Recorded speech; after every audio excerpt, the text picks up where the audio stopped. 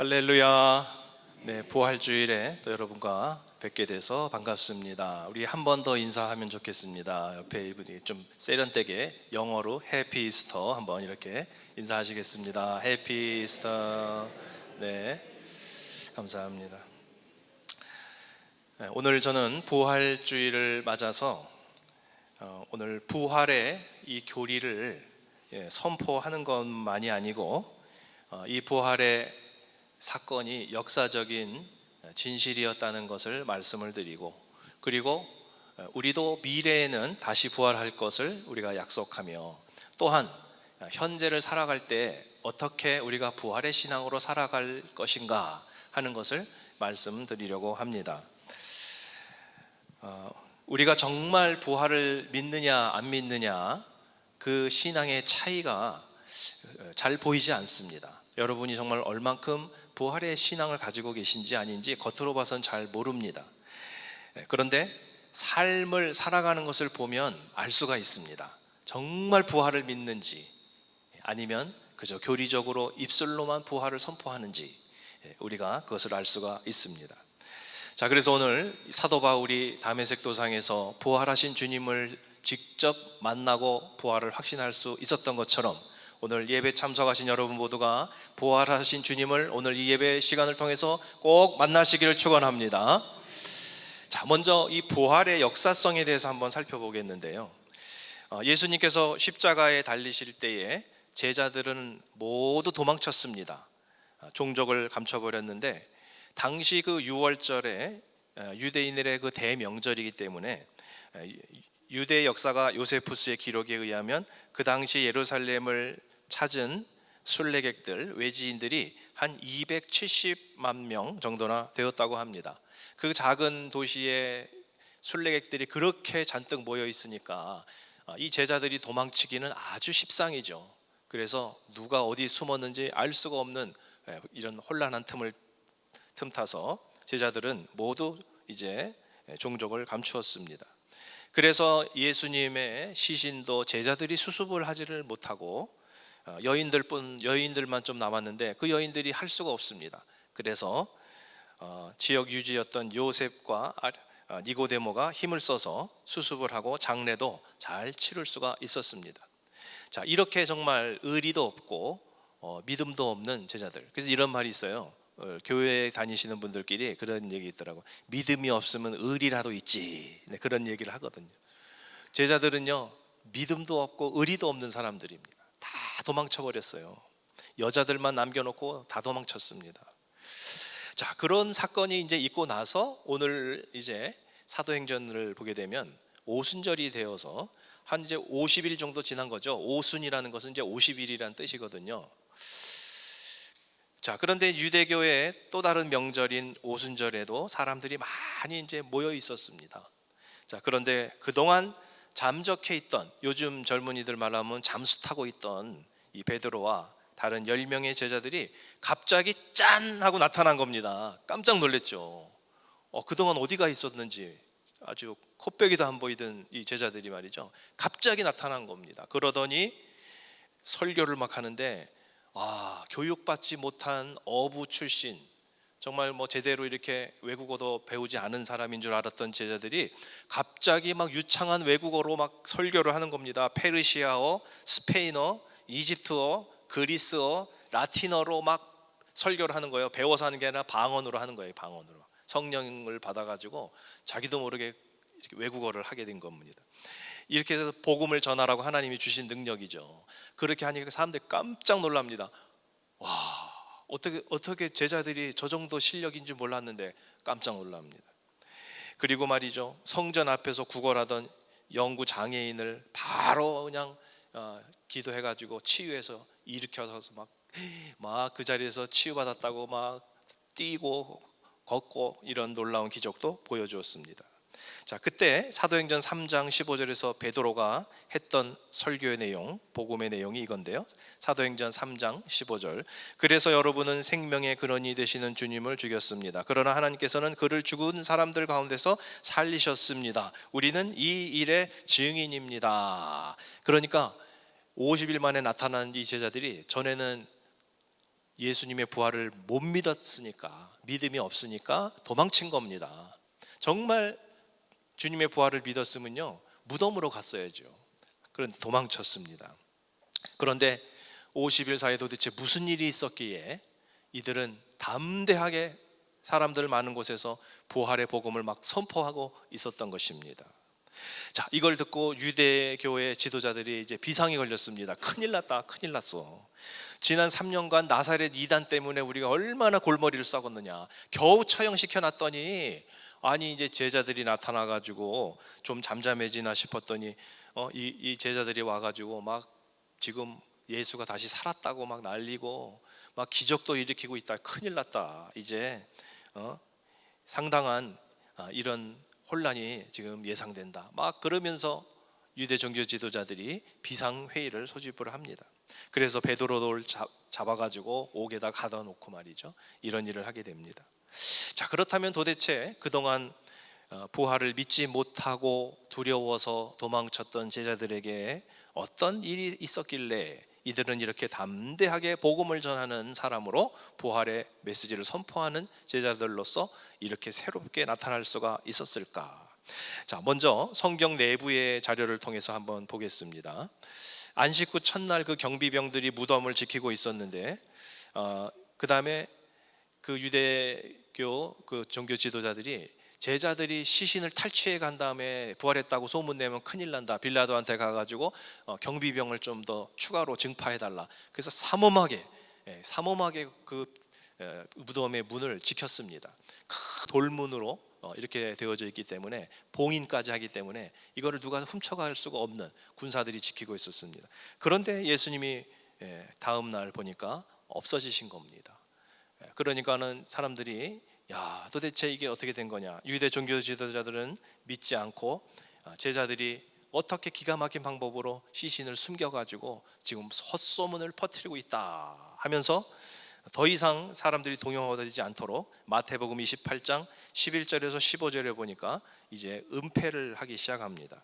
여자들이 갈 때 경비병 중 몇이 성에 들어가 모든 된 일을 대제사장들에게 알리니 그들이 장로들과 함께 모여 의논하고 군인들에게 돈을 많이 주며 이르되 너희는 말하기를 그의 제자들이 밤에 와서 우리가 잘 때에 그를 도둑질하여 갔다 하라. 만일 이 말이 총독에게 들리면 우리가 권하여 너희로 근심하지 않게 하리라 하니 군인들이 돈을 받고 가르친 대로 하였으니 이 말이 오늘날까지 유대인 가운데 두루 퍼지니라. 그래서 예수님이 부활한 게 아니다.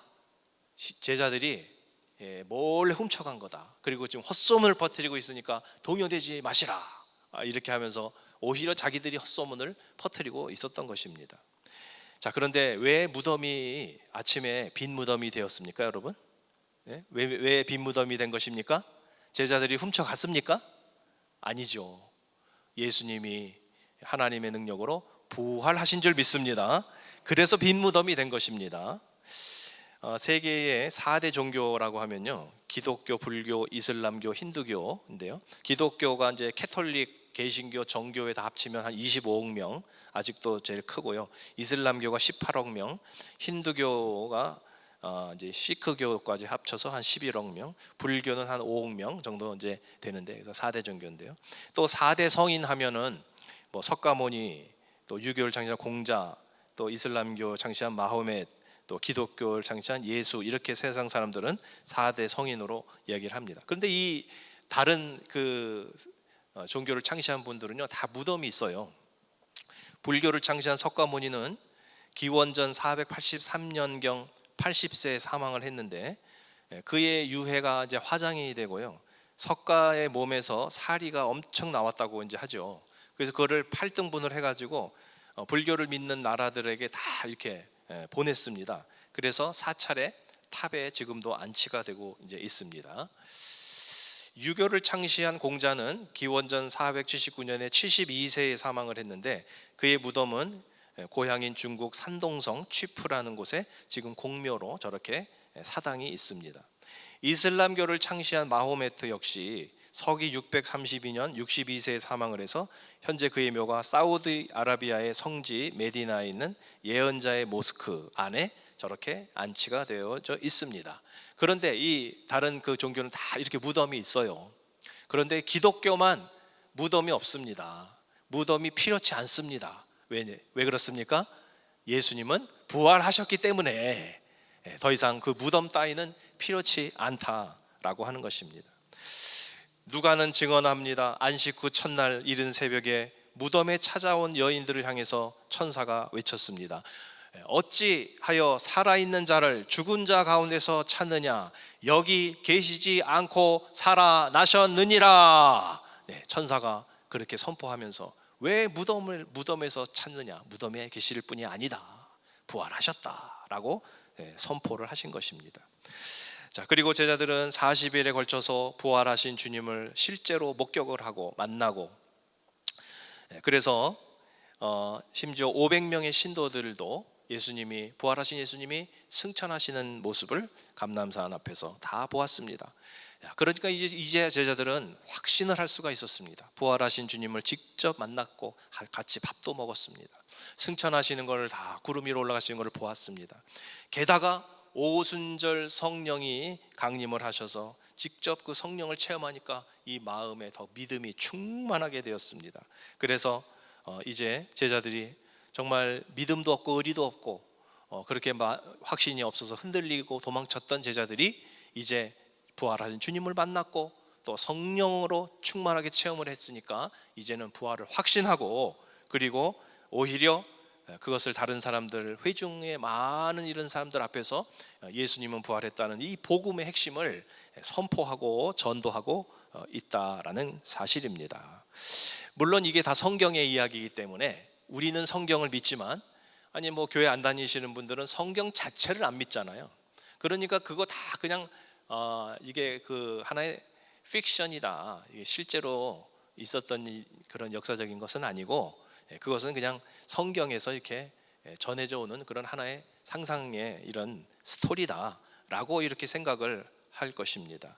그리고 유대교 지도자들이 조작했던 것처럼 그 예수를 따르던 제자들이 더 이상 이제 선생이 없으니까 그 선생님의 시신을 탈취해서 부활했다고 소문을 퍼뜨려서 오늘날까지 그렇게 된 거 아니냐, 이렇게 생각을 한다는 것입니다. 그런데 한번 생각해 보세요. 이제 많은 학자들이 그거를 연구를 했습니다. 제자들이 헛소문을 퍼뜨려 가지고 계속 그 종교를 해야 될 이유가 있나? 이유가 없다는 거예요. 왜냐하면 어차피 제자들이 원했던 것은 정권 탈취였거든요. 선생님을 앞세워 가지고 한 자리 크게 하는 게 목적이었지 무슨 종교를 만들어서 그런 의도가 없었습니다. 유대교 왕이 되시면 우리도 한 자리 하자, 그런 목적으로 이렇게 지금까지 따라온 것이기 때문에, 아니 선생님이 지금 없는 상태에서 정권 탈취는 이거는 물 건너 갔습니다. 범행 동기가 성립되지 않는다는 것입니다. 그리고 제자들은 실제로 젊은 나이에 복음을 전파하다가 대부분 다 순교했다라고 지금 전해지고 있습니다. 성경학자 폴 리틀은 제자들의 그 부활 믿음이 진실했다는 것을 이렇게 증명을 했습니다. 자, 뭐라고 말했냐면요, 사람이 거짓을 진리로 착각하고 그것을 위해 죽을 수는 있지만 스스로 뻔히 알고 있는 거짓말을 위해서 죽을 수는 없다. 그게 무슨 말이냐면요, 요즘 한국에 무슨 이단이 많잖아요. 정명석, JMS. 그런데 빠진 사람들 이렇게 보면요, 굉장히 똑똑한 고학력자들입니다. 서울대, 고대, 연대 그런 사람들, 박사 이런 사람들이 거기 있어. 아니 이거 중학교도 못 나온 사람한테 어떻게 저렇게 말도 안 되는 얘기를, 저렇게 고학력자 똑똑한 사람들이 거기에 다 빠져가지고 저러나, 정말 이해가 안 가죠. 그런데 사람이 이게 미혹의 영이 오면 그렇게 되는 거죠. 그래서 착각한 거예요. 착각하고 속아서 따라가고 희생할 수는 있어요. 그런데 교주 자신은 어떠냐 하면은 자기가 사기꾼이란 거를 알아요. 그렇기 때문에 그 검사 앞에서는 아유 제발 어떻게 좀 용서해 달라고 이런 식으로 아주 치졸하게 비굴하게 그렇게 나오죠. 자, 그러니까 이게 제자들이 정말 착각해서 순교할 수는 있지만 스스로 자기들이 퍼뜨린 거짓말 사기극인데, 그런데 그것을 위해서 죽을 수 있겠느냐? 그럴 바보가 어디 있겠느냐? 거짓인 줄 자기가 알면서 왜 순교를 하겠느냐? 그러니까 제자들은 예수님의 부활을 조작한 사람들이 아니다라고 이렇게 얘기했습니다. 자, 그 외에 이제 성경 외의 일반 역사 속에서도 예수님의 그 흔적이 있습니다. 90년경에 서기 90년경에 유대의 역사가 요세푸스가 기록한 유대 고대사에 보면요, 이런 기록이 있습니다. 이 즈음에 예수라고 하는 한 현자가 있었다. 만일 그를 한 인간이라고 부를 수 있다면 말이다. 그는 기적을 행하는 자였으며 진리를 기쁨으로 받아들이는 이들의 선생이었다. 다수의 유대인들뿐만 아니라 헬라인들 중 많은 이들이 모여들었다. 이 사람은 그리스도였다. 우리 지도층에 있는 사람들이 그를 고소하였고 빌라도는 그를 십자가에 처형하라고 명령했다. 그러나 처음에 그를 사랑하던 자들은 멈추지 않았다. 그는 3일째 되는 날 다시 살아서 그들 앞에 나타났다. 이는 하나님의 예언자들과 다른 많은 놀라운 일들이 그에 관해서 선포했던 일이었다. 그를 따라 그리스도인들이라고 명명된 이 종족은 아직까지 사라지지 않고 있다. 그 당시의 상황을 일반 역사 속에서도 이렇게 기록을 하고 있다는 것입니다. 그러니까 예수님의 생애와 또 고난과 부활은 역사적인 사실이다라는 것을 여러분 기억하시기를 바랍니다. 이것은 제자들이 조작한 것이 아니다라는 것입니다. 자, 그럼 오늘 본문에 나오는 예수님의 직계 제자는 아니었던 바울은 도대체 어떻게 예수님의 부활을 믿게 되었는가 하는 것을 보겠습니다. 오늘 성경 본문을 좀 긴 본문이었는데 읽으면서 본인이 아그리빠 왕을 전도하면서 신앙 간증을 한 것입니다. 거기 보면 자기도 옛날에는 이 기독교를 안 믿었을 뿐만 아니라 박해했던 사람이라는 고백을 하고 있습니다. 유대교의 지식만을 가지고서 자기는 안 믿었다는 겁니다.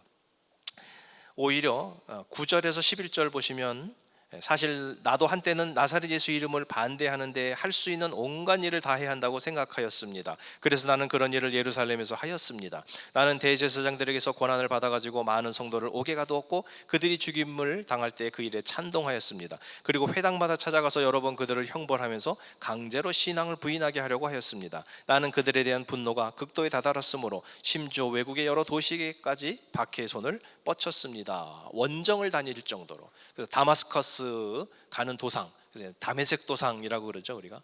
다마스커스로 가는 그 길 속에서 가운데서 그가 놀라운 초자연적인 체험을 하게 됩니다.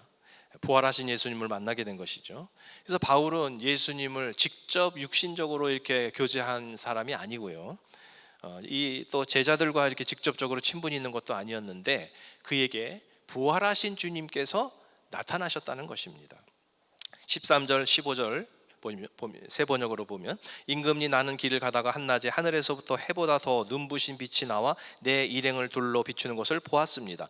우리는 모두 땅에 엎어졌습니다. 그때 히브리 말로 나에게 사울아 사울아 너는 어찌하여 나를 핍박하느냐, 가시돋친 채찍을 발길로 차면 너만 아플 뿐이다 하고 말하는 음성을 들었습니다.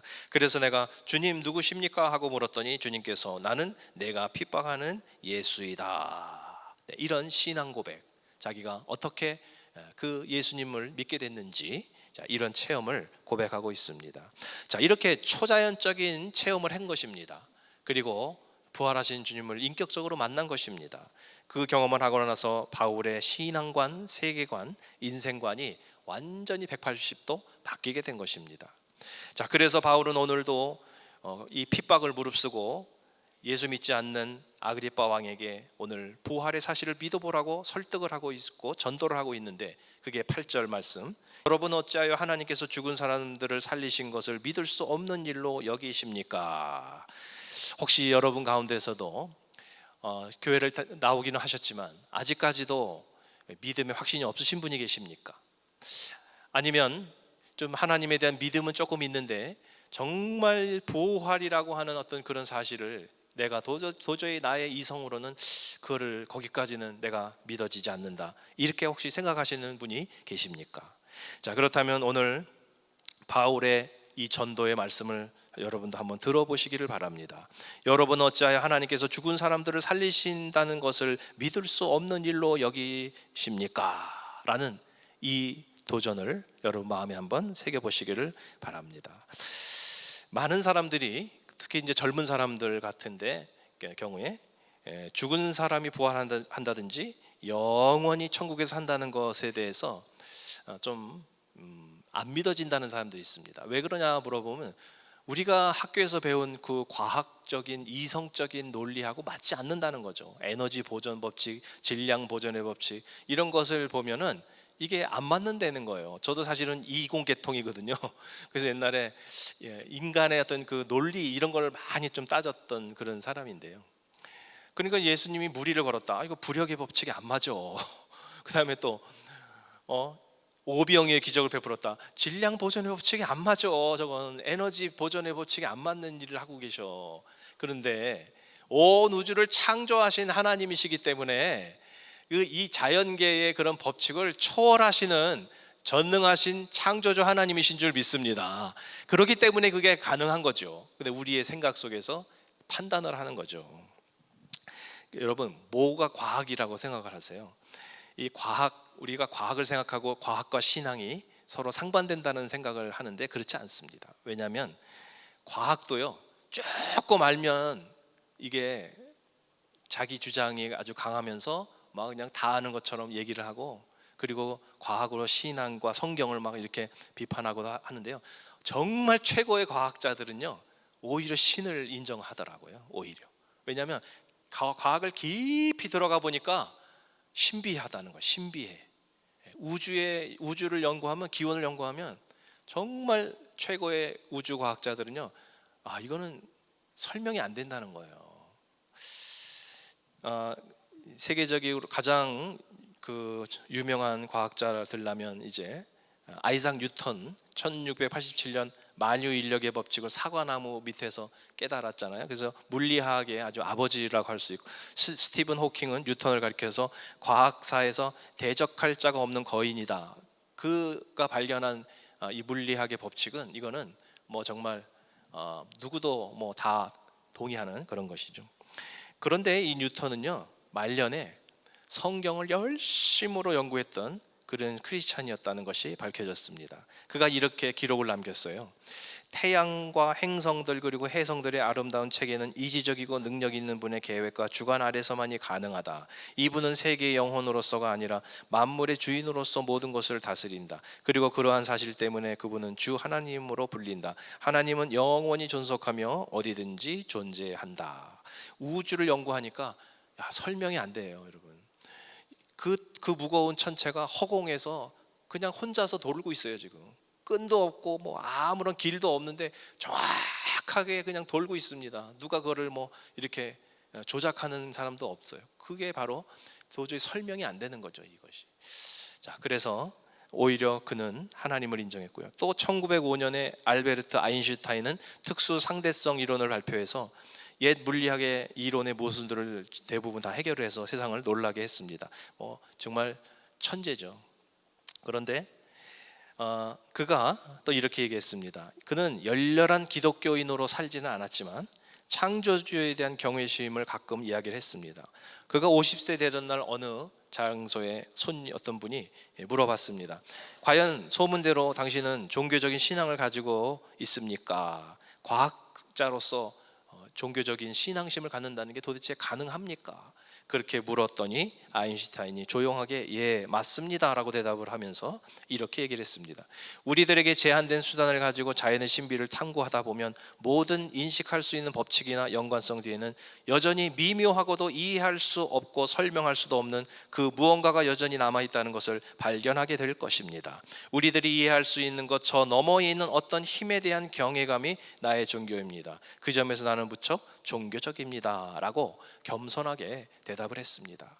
정말 과학을 깊이 연구하니까 신의 존재를 오히려 인정할 수밖에 없었더라라는 것이죠. 자, 그래서 여러분의 그저 상식을 가지고 또 여러분의 어떤 논리와 지식만을 가지고 성경은 비과학적이야 이렇게 말씀하지 마시기 바랍니다. 부활은 비과학적이다 라고 우리가 성급하게 판단하지는 마시고, 바울처럼 오늘 부활하신 주님을 내가 경험하게 되면, 그러면 내가 나의 지식이 아니라 나의 논리가 아니라 정말 확신하지 않고는 견딜 수 없는 이런 분명한 믿음을 하나님께서 주실 줄로 믿습니다.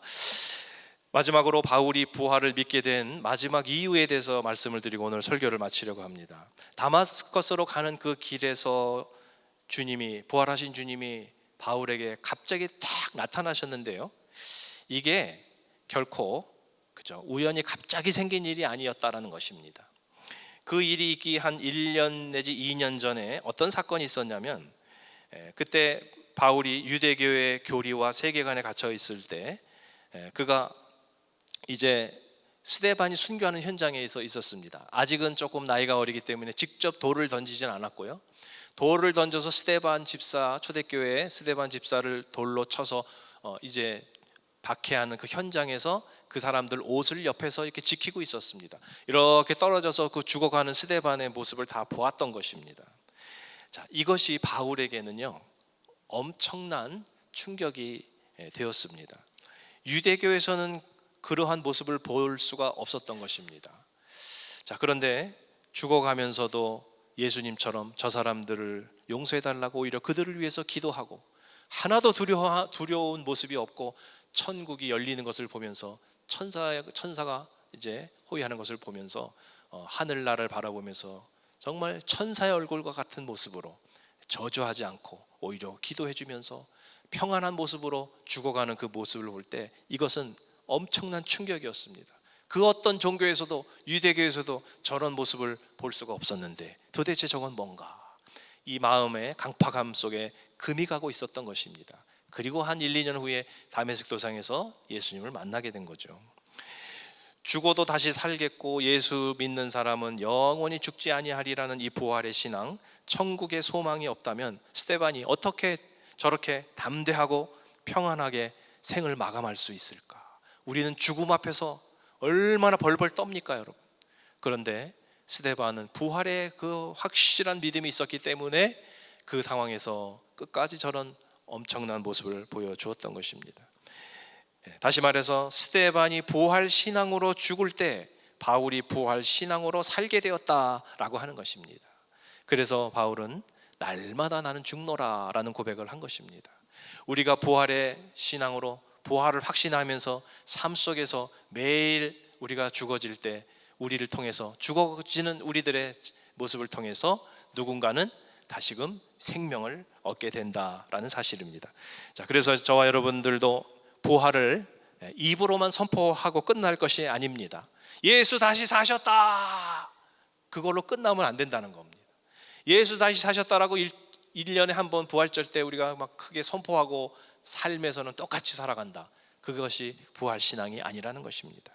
예수님이 다시 사셨다는 역사적인 사실을 분명히 믿고, 그렇기 때문에 미래에 우리도 죽어서 다시 살아날 것이며 영원한 생명을 우리가 얻게 될 것이라는 그 확신까지 가시기를 바랍니다. 그리고 거기에서도 머무르는 것이 아니라 부활의 현재성, 그 부활의 신앙을 가지고 매일매일 우리가 신앙인답게 살아가야 할 줄로 믿습니다. 그래서 우리가 전도할 때도 말로만 복음을 강요하는 것이 아니라 우리가 스데반과 같은 모습으로 내가 죽어지고 변화되어지는 모습을 보여주며, 그리고 천국에서 영원히 우리는 부활하고 살아갈 확신을 가지고 어떤 삶의 어려움이 있어도 흔들리지 않는 그런 담대한 모습, 평안한 모습을 가지고 하루하루를 살아가는 것이야말로 부활의 현재성이요, 그것이 진정한 부활의 신앙인 줄로 믿습니다. 그런 모습으로 살아가면요 다른 사람들이 충격을 받습니다. 아, 저렇게 힘든데, 저렇게 아픈데, 저렇게 정말 삶이 어려운 순간에도 전혀 흔들림이 없고 저렇게 평안할 수 있을까? 그리고 저렇게 담대할 수 있을까? 자, 그런 모습을 보면서 안 믿는 사람들의 마음의 문이 열리게 되는 것입니다. 오늘 이러한 부활의 역사성, 그리고 부활의 미래성, 그리고 부활의 현재성의 이 신앙을 가지고서 여러분 살아가시면서 매일매일 이 부활의 믿음으로 담대하게 복음을 전파하며 살아가시는 그런 여러분의 삶이 되시기를 주님의 이름으로 축원드립니다.